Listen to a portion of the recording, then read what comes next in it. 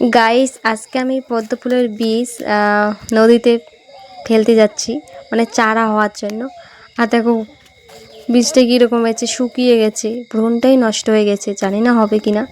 আর এটা সেই লক্ষ্মী পুজোতে আনা হয়েছিল, তো তখন কি কাঁচা ছিল, তখনও ফেলছিলাম। জানি না কোনটা হবে, ওটা হবে না এটার তো কিচ্ছু নেই, মানে ভ্রূণটাই নষ্ট হয়ে গেছে। তাও ফেলছি, যদি হয় আর কি। অন্য নদী পুকুরে দেখি কত ধরনের শালুক পদ্মফুল ফুটে থাকে, আর আমাদের এখানে শুধু কচুরিপানা ফুল, ভাল লাগে না। আর বাড়ি এসে দেখি কতগুলো কাঁকড়া ধরে এনেছে নদী থেকে। মাছ তো নাই, শুধু কাঁকড়াই, মাছ আছে অল্প, কাঁকড়াই বেশি। গাছ দেখাই, দেখো তো এই গাছটা চিনতে পারো কি না। এই গাছের পাতা কিন্তু সুজি বা পায়েসে দেয়। তো এই গাছের নাম কি বলো তোমরা?